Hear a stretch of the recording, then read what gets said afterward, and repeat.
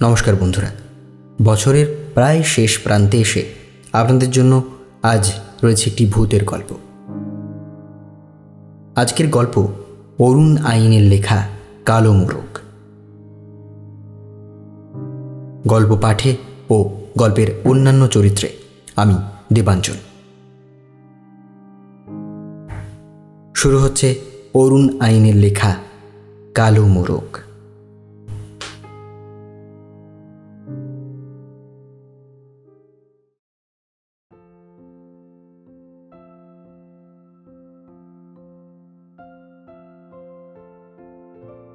সব জিনিসের জন্যই বুঝি দরকার স্থান, মাহাত্ম্য আর উপযুক্ত ভূমিকা।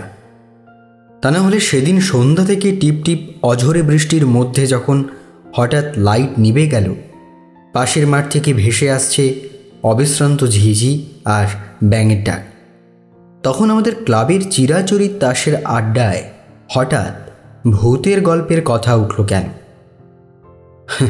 ব্যাপারটা খুলেই বলি। আমরা কজন রেলওয়ের স্টাফ ইনস্টিটিউটের তাসের আড্ডায় নিত্য খেলুড়ে। আমরা মানে এই 10-12 জন বুকিং ক্লার্ক আর মালগাড়ির অ্যাপ্রেন্টিস গার্ড। আমাদের মধ্যে শশীভূষণ বাবুই যা একটু বয়োজ্যেষ্ঠ। শশীভূষণের বয়স বছর 55-এর কাছাকাছি। ভদ্রলোক ব্যাচেলার। বাদবাকি আমরা সবাই 25-এর মধ্যে ঘোরাফেরা করছি।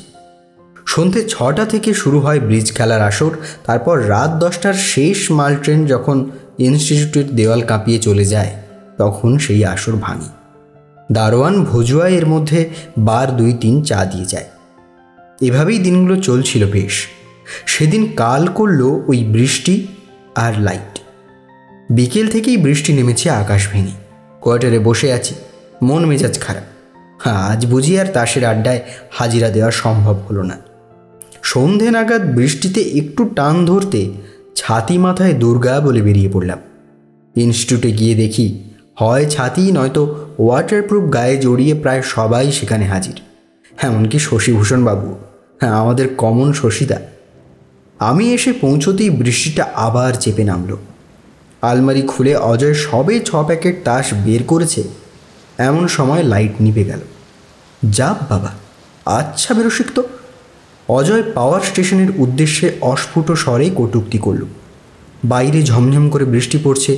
খোলা জানালা দিয়ে ঠান্ডা বাতাসের সঙ্গে ঘরে ঢুকছে ভেজা জুঁই ফুলের গন্ধ। এমন একটা পরিবেশে তাস খেলাটা কেমন জমতো ভেবে আমাদের সকলেরই মন খারাপ হয়ে গেল। অতি উৎসাহে অজয় কয়েকবার মোমবাতি জ্বালবার চেষ্টা করলো বটে, কিন্তু তাও দমকা বাতাসে মুহূর্তে নেবে গেল। শশীদা বললেন, ক্ষান্ত দাও অজয়, আজ আর খেলা হবে না। বিভিন্ন টেবিল থেকে উঠে এসে আমরা সবাই এক টেবিলে বসলাম। এরপর এক কথা দু কথার পর ভূতের কথা উঠবেই। বাইরে বৃষ্টি আর ভেতরে অন্ধকার থই থই। এমন জায়গায় বাঙালিদের আড্ডায় ভূতের গল্প না উঠে যায় না। অজয় আবার ভূতের অস্তিত্ব সম্বন্ধে ঘোরতর সন্দিহান। ও বিশ্বাসই করে না ভূত বলে কিছু আছে। ভূতের গল্প উঠতেই ও প্রবল তর্ক জুড়ে দিল। বলল, হ্যাঁ, ভূতের অস্তিত্ব আমাদের মনে, বাইরে নয়। ভীতু মনের কল্পনা ওইসব। ভূতের গল্পের কথা উঠতেই অজয়ের এই বাধাদান আমাদের কারোরই ভালো লাগলো না। আরে বাবা, থাক না থাক। বাইরে অবিশ্রান্ত বৃষ্টি, ভেতরে গা ছমছম অন্ধকার, মাঝে মাঝে দমকা ঠান্ডা বাতাস। এর মধ্যে ভূতের গল্পের মতো যে মুখরোচক চাট নেই, সেটা তো অস্বীকার করা যায় না। কিন্তু অজয়কে বোঝায় কি? তার ওই এক গো, আমাকে কেউ ভূত দেখাবার গ্যারেন্টি দিলে আমি তার সঙ্গে জাহান্নাম পর্যন্ত যেতে পারি। আমাদের মধ্যে ভূত সম্বন্ধে কেউ অভিজ্ঞ নয়, তাই কে আর অজয়কে গ্যারেন্টি দিয়ে হাত ধরে জাহান্নামে নিয়ে যাবে? কিন্তু ভূতে অবিশ্বাস বলেই বোধ হয় অজয় ভূত বিষয়ক বহু দেশি বিদেশি বই পড়ে ফেলেছে। কাজেই ভৌতিক ঘটনা টটনা ও আমাদের চেয়ে বেশি জানে। ও বলে, ভূত আসলে চোখের ভুল, ইলিউশন।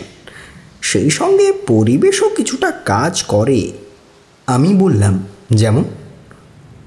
যেমন ধরো, একটা ঘটনার কথা বলি। আমি সেবার দেশের বাড়িতে একদিন আমার বিধবা পিসিমা মাঝরাতে উঠে বাইরে গেছেন। হঠাৎ ভূত ভূত বলে চিৎকার। আমরা সবাই বাইরে এসে দেখি পিসিমা মাটিতে অজ্ঞান হয়ে পড়ে আছেন। মুখ দিয়ে একটা গোঁ গোঁ শব্দ বেরোচ্ছে। জল টল দিতে তার জ্ঞান ফিরল। বললেন তিনি নাকি দেখলেন প্রাচীরের গায়ে সাদা শাড়ি পরা একজন গুড়ি সুড়ি মেরে বসে আছে। পিসিমাকে দেখতেই হাত ছানি দিয়ে ডাকল। সেই দেখেই পিসিমা অজ্ঞান। আমরা প্রাচীরে দেখলাম ভূতের কোনো চিহ্ন নেই। অজয় থামল। সুভাষ একটু আমার পাশে সরে এলো। অজয় আবার শুরু করল। তবে আসল ব্যাপারটা বুঝলাম। সেদিন ছিল পূর্ণিমা, মাঠ ভর্তি জ্যোৎস্না। আকাশে খণ্ড খণ্ড মেঘ ভেসে বেড়াচ্ছে। জ্যোৎস্নার আলোয় বাড়ির পিছনের তাল গাছের ছায়া পড়েছিল প্রাচীরে, আর বাতাসের অল্প ধাক্কায় তাল গাছের পাতাগুলো নড়ছিল। ব্যাস, তাতেই পিসিমা ভেবে বসলেন ভূত তাকে হাত ছানি দিয়ে ডাকছে। ব্যাপারগুলো সব এমনই চোখের ভুল। হিরণময় বলল, কিন্তু তুই যে বললি তোরা গিয়ে প্রাচীরে কিছু দেখতে পেলি না? পাইনি তো। সেই মুহূর্তে একখণ্ড মেঘ এসে চাঁদটাকে ঢেকে দিয়েছিল, তাই প্রাচীরে ছায়া পড়েনি। কিন্তু মেঘ সরে যেতে আবার সেই আগের মতো অবস্থা। পিসিমার জ্ঞান হতে আমি সমস্ত ব্যাপারটা দেখালাম। সেই থেকে পিসিমার আর ভূতের ভয় নেই। আমাদের অত বড় দেশের বাড়িতে, বুঝলে, তিনি এখন একাই থাকেন। সুভাষ তারপর আমার কাছ থেকে সরে গেছে। বোধহয় ভূতটা মিথ্যা প্রমাণিত হতে ও খুশি হয়েছে। কিন্তু আমার মুখ থেকে হঠাৎ ফস করে বেরিয়ে গেল, কিন্তু এত যে আমরা ভূতের গল্প শুনি তার সবগুলোই কি চোখের ভুল? মানে ভীরু মনের কল্পনা বলছিস? নিশ্চয়। এই তুই আমাকে যে কোনো একটা ভূতের গল্প বল, আমি ফাঁকটা কোথায় দেখিয়ে দিচ্ছি। যে কোনো ভূতের গল্পেরই কোনো বাস্তব ব্যাখ্যা নিশ্চয়ই আছে। সব ভূতের গল্পেরই কি ব্যাখ্যা আছে? আমরা সবাই চমকে উঠলাম।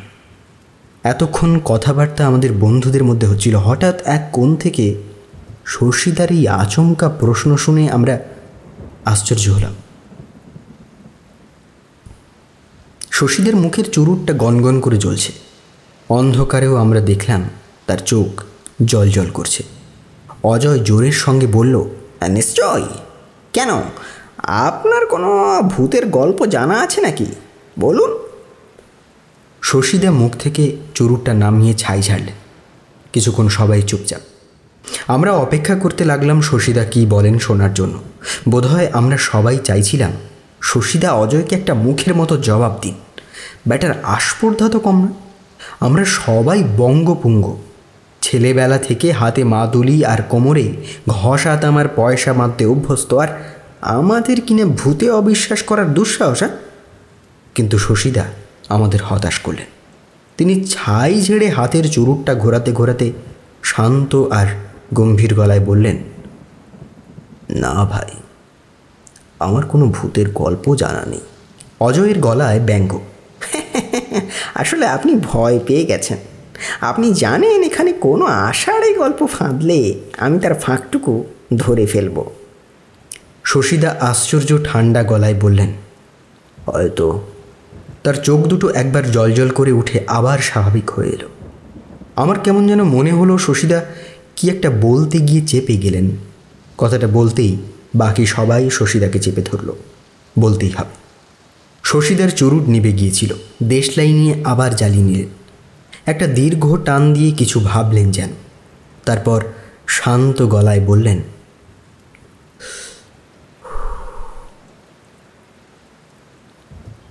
আমাকে কিছু বলতে অনুরোধ করো না। হ্যাঁ, সত্যি সত্যি আমি ভূতের গল্প জানি, একটি মাত্র ভূতের গল্প। কিন্তু সে গল্প বড় ভয়ানক। পৃথিবীর আর কোনো ভূতের গল্প বোধহয় এত ভয়াবহ নয়। কেননা যতবার আমি সেই গল্প বলতে গেছি ততবার এই গল্পের সত্যতা প্রকাশ করার জন্যে স্বয়ং সে এসে হাজির হয়েছে। হ্যাঁ, যতবার বলেছি ততবার।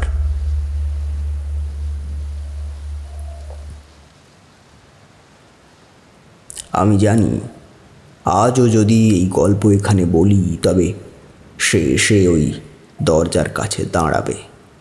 দ্বিতীয়বার যখন এই গল্প বলি তখন একজন শ্রোতা অজ্ঞান হয়েছিল। তার মধ্যে অনবরত ভুল বকত আর চমকে চমকে উঠত। 3 দিন জমে মানুষে টানাটানি, সেই থেকে প্রতিজ্ঞা করি আর নয়, এখানেই শেষ, আর বলবো না। তা সেও আজ 25 বছর হলো। এতদিন এ গল্পের কথা ভুলেই ছিলাম, আজ আবার মনে পড়ল। অজয়ের গলায় অবিশ্বাস। তাহলে আপনি নিশ্চিন্তে আবার সেই গল্প শুরু করতে পারেন। 25 বছরে ওই ভূত নিশ্চয়ই মারা গেছে। সুভাষের গলার স্বর আর চেনা যায় না। তার গলায় যেন মাছের কাঁটা ফুটেছে। চি চি স্বরে বলল, শশীদা, আপনার ভূতটা সত্যি সত্যি এ ঘরে আসবে নাকি? এসে গেছে। শশীদার গলা আশ্চর্য রকম ঠান্ডা আর গম্ভীর। বাইরে তখন টিপটিপে বৃষ্টিটা আবার চেপে এসেছে। ঘরে ঢুকলো এক ঝলক দমকা হাওয়া। একটানা গোঙানির মতো হুইসেল বাজতে বাজতে 49 আপ মেলগাড়িটা চলে গেল। হঠাৎ ইনস্টিটিউটের বাইরে তাল গাছের একটা ডাল ভাঙার শব্দ হলো, আর ঠিক সেই সময় দরজার কাছে কাঁপতে কাঁপতে একটা শিখা এসে থামল। দরজার মাঝামাঝি কিছুক্ষণ সেটা থেমে রইল, তারপর আমাদের টেবিল লক্ষ্য করে এগোলো। মনে হলো কেউ যেন পেরেক দিয়ে আমাদের চেয়ারের সঙ্গে গেঁথে ফেলেছে। ঘরের নিচ দিয়ে বয়ে গেল বরফ গলা জলের একটা স্রোত। শিখাটা এসে টেবিলের সামনে থামল। হঠাৎ সুভাষ আর্ত চিৎকার করে আমাকে জড়িয়ে ধরল।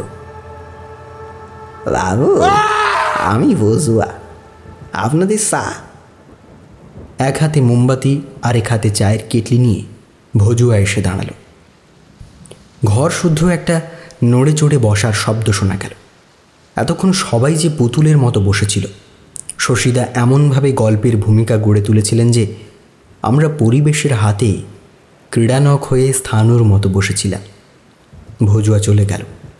আমাদের হাতে গরম চা। সুভাষ আবার ঠিক হয়ে বসেছে। একটা সিগারেট ধরিয়ে নিল।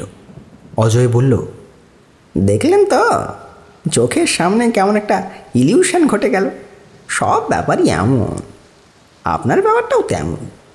যা হোক, আপনি বলে ফেলুন। এর আগে 2 বার বলেছেন, এটা নিয়ে 3 বার হবে। বারবার 3 বার। হ্যাঁ, এরপর না হয় গল্পটা আর বলবেন না।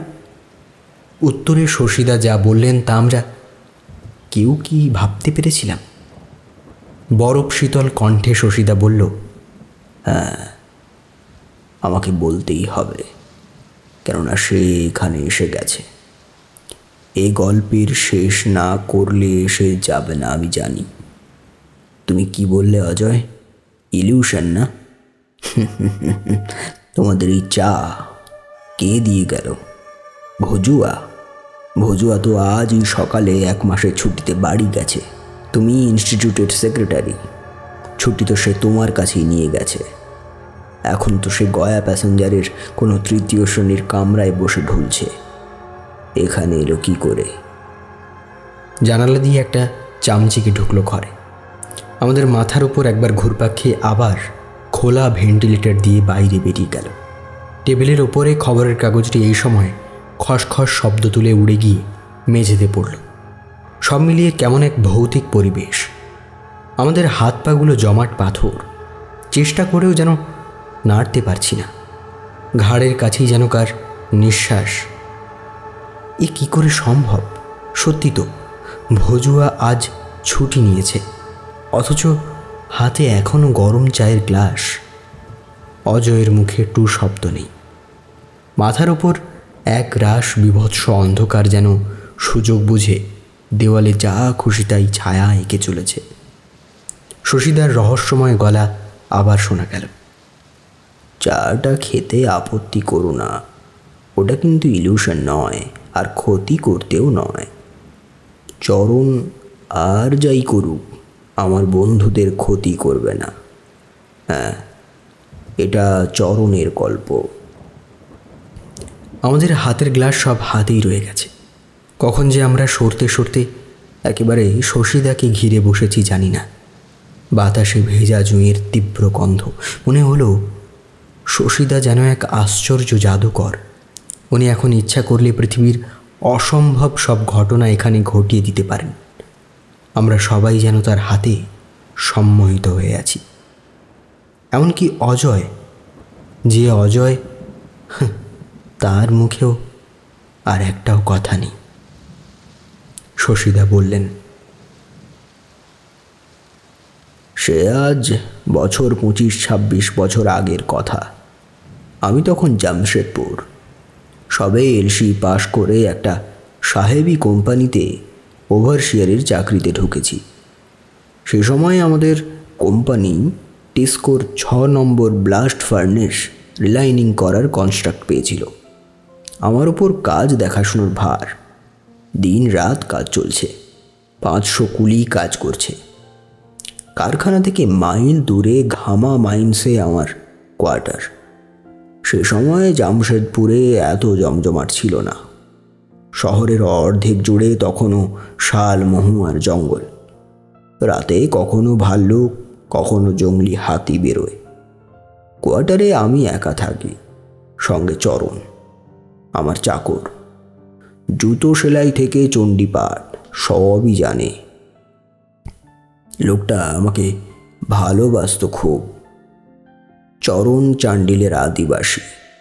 মাসে একবার ছুটি নিয়ে বাড়ি যেত, দিন দুয়েক পর আবার ফিরে আসত। সেবারও চরণ তেমনই ছুটি নিয়ে বাড়ি গেছে। 7 দিন হতে চলল, অথচ ফিরল না। সাধারণত এমন হয় না। ভাবলাম হয়তো জ্বরে পড়েছে। যেদিনকার কথা বলছি সেদিন একটু তাড়াতাড়ি বাড়ি ফিরেছি, তাও রাত 10টার আগে নয়। তাড়াতাড়ি বাড়ি ফিরে নিজেকেই রান্না করতে হবে। ওয়ার্কশপ থেকে বেরিয়ে কোয়ার্টারে রাস্তা ধরলাম। রাস্তায় একজনও লোক নেই। রাস্তায় তখনও লাইট পোস্টও বসেন। চারিদিকে ঘুটঘুটে অন্ধকার। পাশের জঙ্গল থেকে যে কোনো সময় একটা ভাল্লুক বেরিয়ে পড়তে পারে। এমন সময় মনে হলো আমার সামনে হাত দুয়েক আগে আগে কেউ চলছে, কোনো জানোয়ার হয়তো। পকেট থেকে টর্চ বের করে জেলে দেখি একটা কালো মোরগ। ভাবলাম জঙ্গলি মুরগি হবে। পাশের জঙ্গল থেকে রাস্তায় এসে পড়েছে। টর্চ নিভিয়ে নিশ্চিন্ত মনে চলতে লাগলাম। কি ভাবছিলাম খেয়াল নেই। হঠাৎ মনে হলো, তাই তো, মোরগটা যে এখন আমার আগে চলছে এমন তো হয় না। আবার টর্চ ফেললাম। একটা মানুষ যেমন পথ চলে, কালো মোরগটা ঠিক সেইভাবে পথের এক পাশ দিয়ে হেঁটে চলেছে। এবার ওর গায়ে আলো পড়তে মোরগটা ঘাড় ফিরিয়ে চাইল। তারপর আমার দিকে চেয়ে একটু হাসল। মোরগের হাসি। ভাবলাম চোখের ভুল, সারাদিনের অভুক্ত শরীরের উদ্ভট খেয়াল। ভুলে যেতে চাইলাম, কিন্তু কিছুতেই ভুলতে পারলাম না। বারবার চোখের সামনে ভেসে এলো একটা কালো মোরগ ঘাড় ফিরিয়ে আমার দিকে চেয়ে হাসছে। বুকের রক্ত হিম হয়ে এলো। মোরগটা কিছুতেই মাথা থেকে তাড়াতে পারলাম না। ওটা তখনও আমার আগে আগে চলছে আর মাঝে মাঝে ঘাড় ফিরিয়ে আমাকে দেখছে। মনের সমস্ত শক্তি জড়ো করে হাঁটতে লাগলাম। কোয়ার্টারের কাছে এসে পড়েছি। বাঁ দিক ঘুরলেই আমার কোয়ার্টার। রুদ্ধ বিস্ময়ে লক্ষ্য করলাম মোরগটাও বাঁ দিকের পথ ধরল। তারপর কোয়ার্টারের গেট পেরিয়ে অন্ধকার বারান্দায় উঠে গেল। তাড়াতাড়ি বারান্দায় উঠে এসে টর্চ জ্বাললাম। না, কেউ নেই। এবার মাথা ঝাঁকালাম। নিজের উদ্ভট কল্পনা নিজেরই হাসি পেল। বাহ, সারা রাস্তা নিজের মনের অলীক কল্পনার কাছে ভয় পেতে পেতে এসেছি, কোনো মানে হয়? চাবি বের করে দরজার তালা খুলতে যাচ্ছি, দেখি দরজার তালা নেই, ভেতর থেকে বন্ধ। আমি কারখানায় যাবার সময় দরজায় তালা দিয়ে গেছিলাম। যদি চরণ এসে গিয়ে থাকে তবে ও তালা খুলে থাকতে পারে। তবে কি চরণ এসে গেছে? যাক, হাঁপ ছেড়ে বাঁচলাম। নিশ্চয়ই চরণ দেশ থেকে ফিরে এসেছে। কড়া নাড়লাম, ভেতরে লাইট জ্বলল। তারপর দরজা খুলে গেল। দরজায় চরণ দাঁড়িয়ে আছে। এমন সময় চরণের পেছন থেকে একটা কালো মোরগ বেরিয়ে বারান্দায় এসে পড়ল। তারপর অন্ধকারে মিশে গেল। রুদ্ধ বিস্ময়ে আমি কয়েক মুহূর্ত কথা বলতে পারলাম না। কিছুক্ষণ পর বললাম, চরণ, ঘরে মোরগটা এলো কি করে? মোরগ? কই, আমার চোখে কিছু পড়ল না তো। অন্ধকারে কি দেখতে কি দেখেছেন? চরণ বলল, হতে পারে। আমি আর কথা বাড়ালাম না। স্নান করে খেতে বসে চরণকে জিজ্ঞাসা করলাম, এবার এত দেরি করলি কেন? চরণ বলল, এবার দেশে ভারী পরব ছিল, বউই পর্বের আগে আসতে দিলে না, তাই একটু দেরি হয়ে গেল। খাওয়া শেষ হতে চরণ এঁটো বাসন তুলে নিয়ে গেল। আমি যথারীতি একটা সিগারেট ধরিয়ে আগাথা ক্রিস্টির গোয়েন্দা গল্প নিয়ে বসলাম। ভেতরের বারান্দায় বিছানা পেতে লাইট নিভিয়ে শুয়ে পড়ল চরণ। শোবার আগে আমাকে জিজ্ঞেস করলো আমার আর কিছু চাই কিনা। মাঝরাত অবধি বই পড়া আমার অভ্যাস। বই পড়া শেষ করে বাথরুমে যাবার জন্য ভেতরের বারান্দায় গেলাম। বারান্দার নিচেই উঠোন, উঠোনের শেষে বাথরুম। কিন্তু বারান্দায় পা দিয়েই যা দেখলাম তাতে আমার বুকের রক্ত জমে এলো। ঘরের অস্পষ্ট আলোয় দেখলাম চরণের পাতা বিছানায় একটা কালো মোরগ শুয়ে আছে। বালিশে মাথা রেখে যেন একটা মানুষই শুয়ে। আমার গলা থেকে বোধহয় একটা অস্ফুট আর্তস্বরই বেরোলো, চরণ। সেই ডাকে মোরগটা উঠে দাঁড়ালো, আমার দিকে ঘাড় ফিরিয়ে একবার হাসলো, সেই হাসি। তারপর উঠে অন্ধকারে উঠোনে নেমে গেল। আমার ডাক শুনেই চরণ হন্তদন্ত হয়ে অন্ধকার উঠোন ফুঁড়ে বারান্দায় উঠে এলো। কি হলো বাবু? তুমি কোথায় গেছিলে? একটু বাথরুমে গেছিলাম বাবু। চরণ, বাড়িতে বোধহয় একটা কালো মোরগ ঢুকে পড়েছে, খুঁজে দেখতো। চরণের গলায় বিস্ময়। সে কি বাবু, কালো মোরগ? হ্যাঁ, মনে হচ্ছে কারো পোষা মোরগ ভুল করে আমাদের বাড়িতে ঢুকে পড়েছে। চরণ লাইট জ্বাললো। তারপর আমি আর চরণ তন্ন তন্ন করে বাড়ির সমস্ত জায়গা খুঁজে দেখলাম। না, মোরগ তো দূরের কথা, একটা কালো পালক পর্যন্ত নেই। বারবার তিনবার কালো মোরগ চোখে পড়ল। তিনবারই চোখের ভুল। কিছুতেই কিছু ভাবতে পারলাম না। চরণকে শুয়ে পড়তে বললাম। আমিও চোখে মাথায় জল দিয়ে লাইট নিভিয়ে শুয়ে পড়লাম। মাথা থেকে সমস্ত দুশ্চিন্তা দূর করে ফেললাম। সুন্দর ঘুম হলো। পরদিন চরণের ডাকেই ঘুম ভাঙল। দেখি ধুমায়িত চায়ের কাপ হাতে চরণ দাঁড়িয়ে আছে। কালকের সমস্ত দুশ্চিন্তা মাথা থেকে বেরিয়ে গেছে। চায়ের কাপে চুমুক দিতে দিতে জানালা দিয়ে দৃষ্টি মেলে দিলাম বাইরে। দূরে আকাশের গায়ে সুন্দরী দলমা পাহাড়ের চূড়ো, সেখানে রূপোলি মেঘের মনোহরী খেলা। ঘরে ঝিরিঝিরি বাতাসের আমেজ। সুন্দর সকাল। মনে মনে ভাবলাম এক নাগাড়ে পরিশ্রম করার ফলে মাথায় বায়ু চড়েছিল, তাই কাল জেগে জেগে এমন একটা দুঃস্বপ্ন দেখেছি। ঠিক করলাম এবার কদিনের ছুটি নিয়ে বিশ্রাম করতে হবে।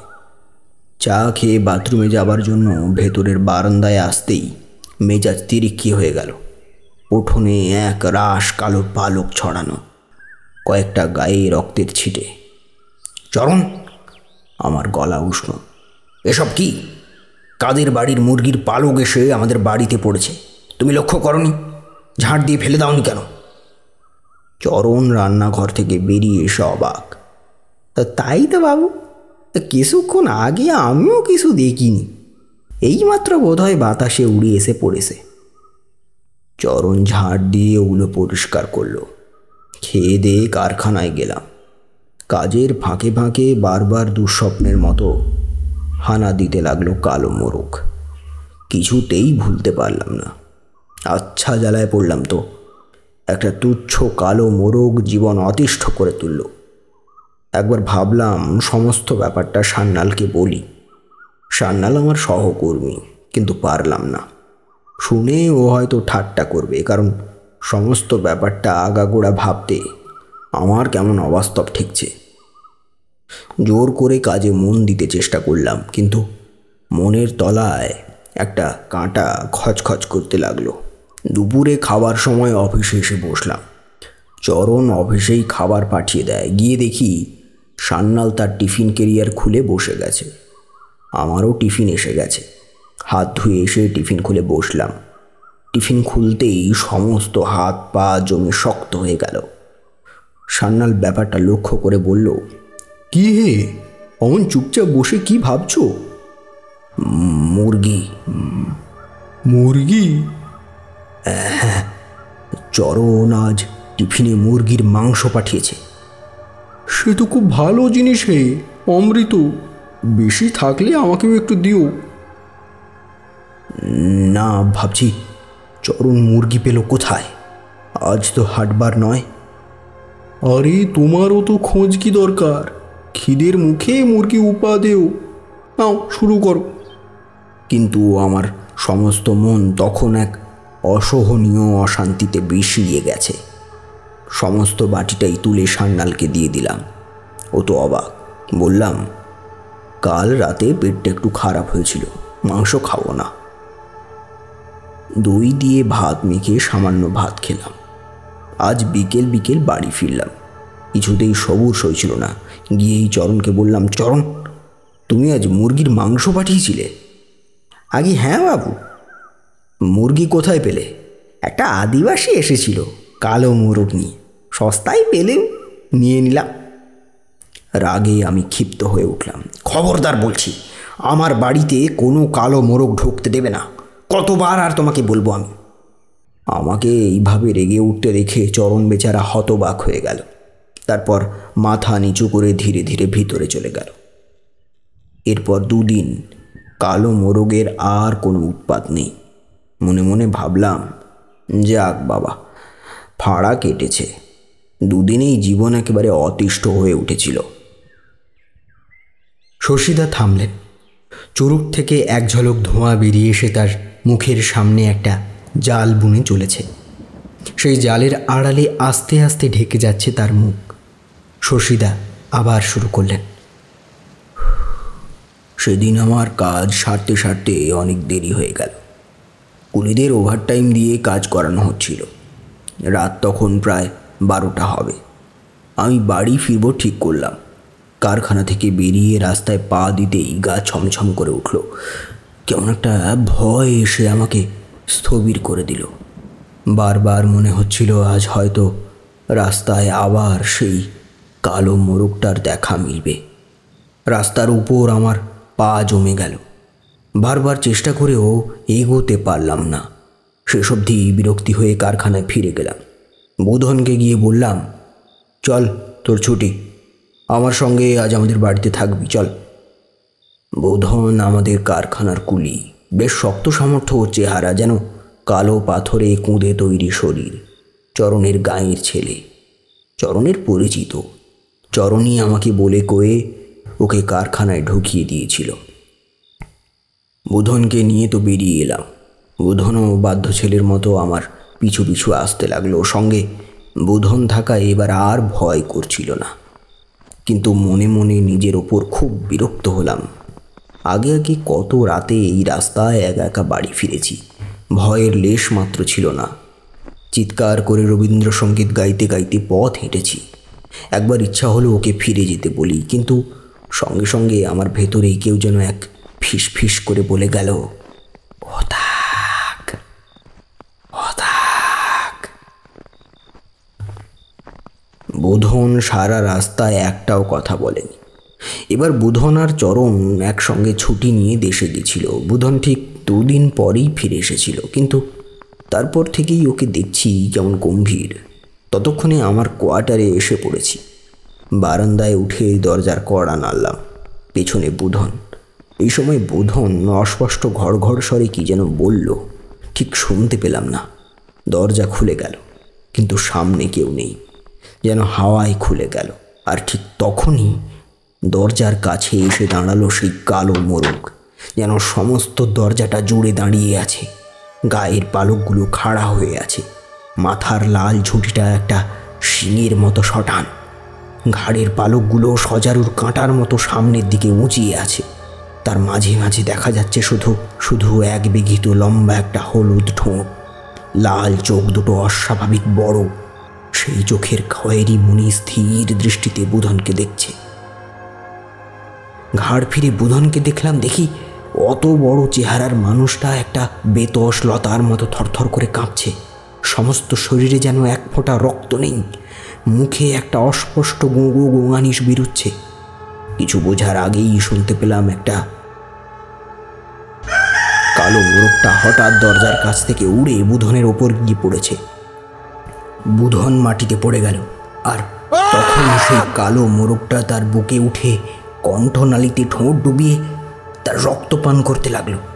কয়েকবার ছটপট করে স্থির হয়ে গেল বুধনের শক্ত পাথরের মতো পা দুটো। কণ্ঠনালীর রক্তপান শেষ করে মোরগটা ঠোঁট তুলল।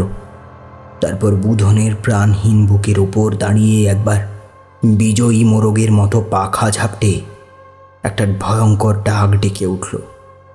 তারপর সে বুক থেকে নেমে দাঁড়ালো। সেখান থেকে নেমে গেল রাস্তায়। রাস্তা থেকে ধীরে ধীরে পাশের জঙ্গলে অদৃশ্য হয়ে গেল।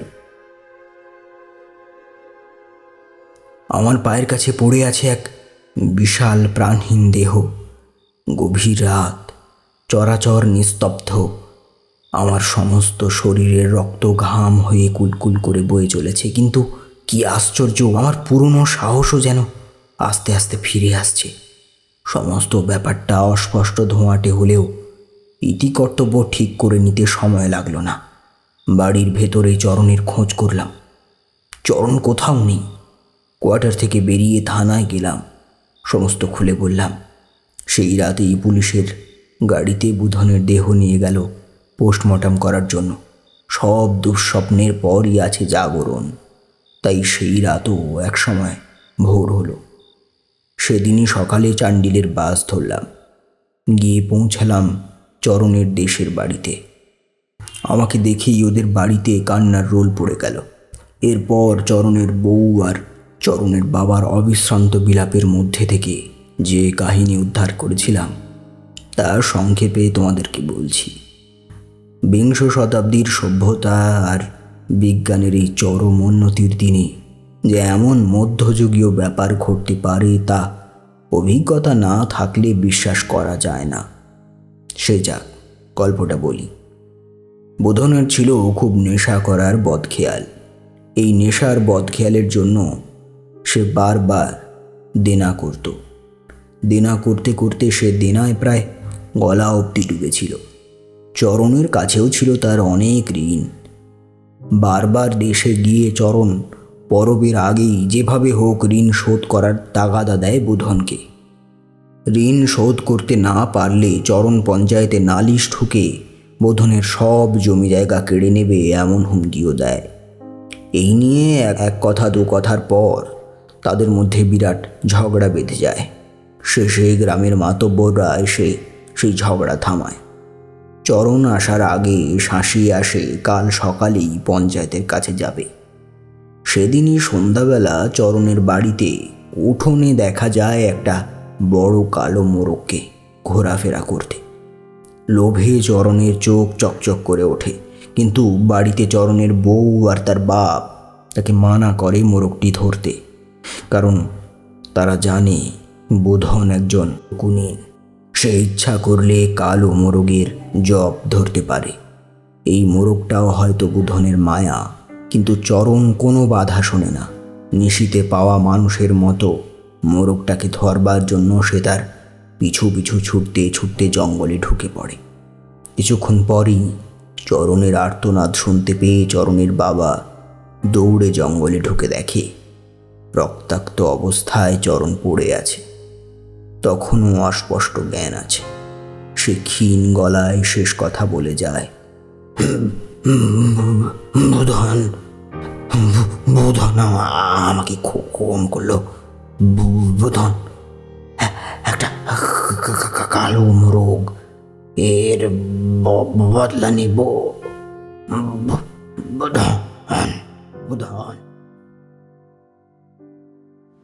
শশীদার গল্প শেষ, কিন্তু গল্পের এই ভয়ঙ্কর পরিবেশ তখনও আমাদের মধ্যে চেপে বসে আছে। সবার প্রায় দমবন্ধ অবস্থা। ঠিক এই সময় লাইট জ্বলে উঠল। শশীদা অজয়ের দিকে ফিরে বললেন, কি অজয়, এর মধ্যে তোমার ইলিউশনটা কোথায় বের করো? এ কি অজয়? আমরা সবাই চমকে উঠে লক্ষ্য করলাম অজয়ের গলা দিয়ে কেমন গোঁ গোঁ আওয়াজ বেরোচ্ছে। ও অজ্ঞান হয়ে গেছে, আর ওর কোলে কতকগুলো রক্তমাখা কালো মুরগির পালক।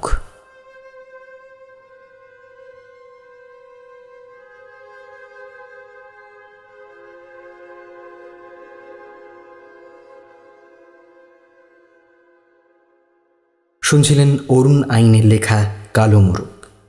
গল্পটি আপনাদের কেমন লাগলো তা অবশ্যই আমাদেরকে কমেন্ট করে যান।